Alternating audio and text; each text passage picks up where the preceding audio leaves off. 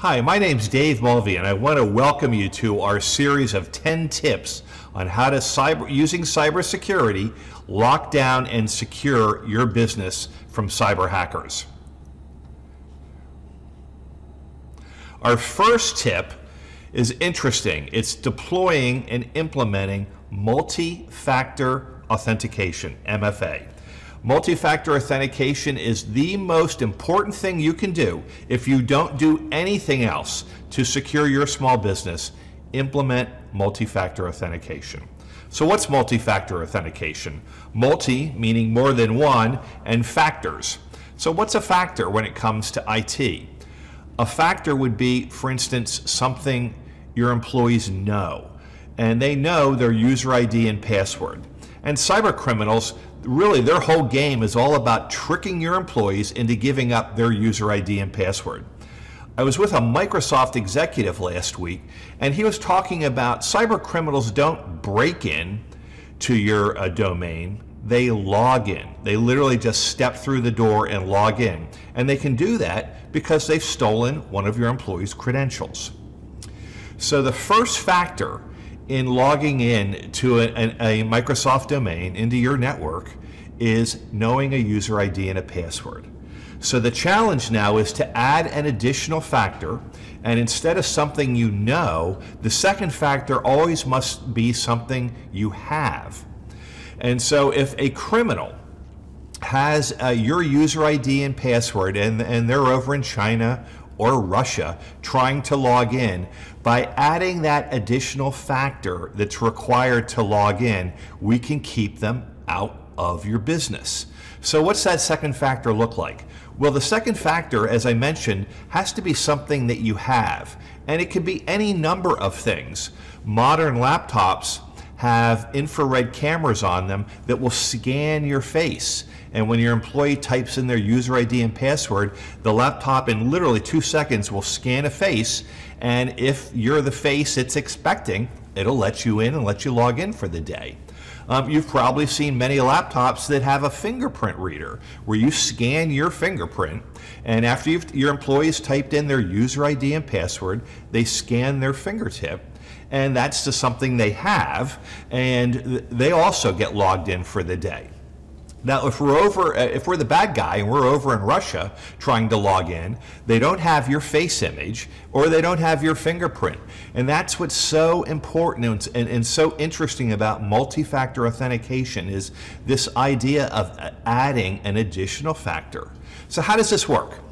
There's a lot of ways we can implement multi-factor. The most common way is we put an application on your employee's cell phone. And there's a bunch of people that make authenticator apps. Google makes one, Microsoft has one, Cisco owns a company called Duo that also offers one. And essentially you type in your user ID and password and hit enter, and when you hit enter, the multi-factor kicks in and a message is sent out to the employee's cell phone. Hey, are you trying to get into the domain today? And you can answer yes, and then go in. It'll receive that yes and let you in for the day. Or if you're not trying to log in and you answer no on your authenticator application, the system immediately recognizes, well, then someone else typed in that user ID and password, and it's more than likely not your employee, in which case the domain immediately insists that your employee create a new password. So, which makes the credentials that the bad guy has no longer valid. So you can see how easy this is and how helpful this is. And another step we can take once you've added multi-factor authentication is we can turn on something called conditional access. And what conditional access does is it starts to learn the behaviors of your employee.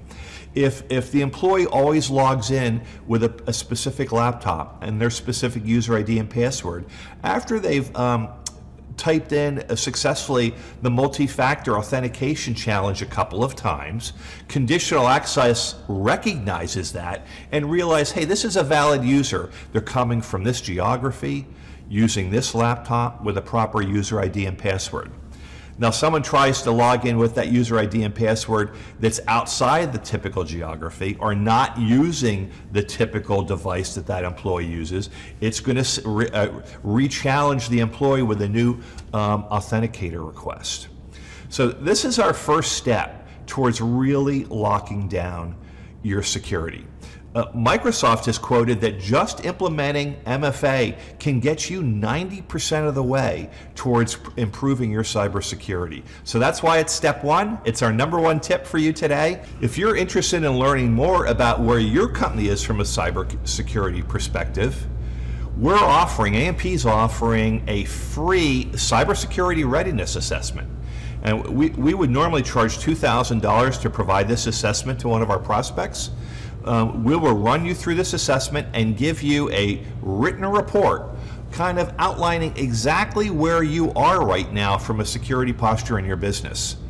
And then I think what's also interesting, when you get an assessment like this, you're going to learn where the problems are, where the risks are in your company's IT security, and then there'll also be recommendations on how to improve or close down those risk areas. We'll give you an expert recommendation and hand it to you as a written report.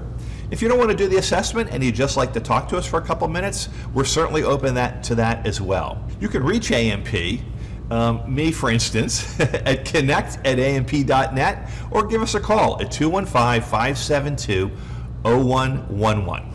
I really appreciate you listening to our first tip in our series of 10 tips. Be on the lookout for tip number 2 through 10. And I think you'll get a kick out of the other things you can do to really lock down your business and improve the chances of never having being cryptoed and being ransomwared. Hey, thanks for watching and have a great day.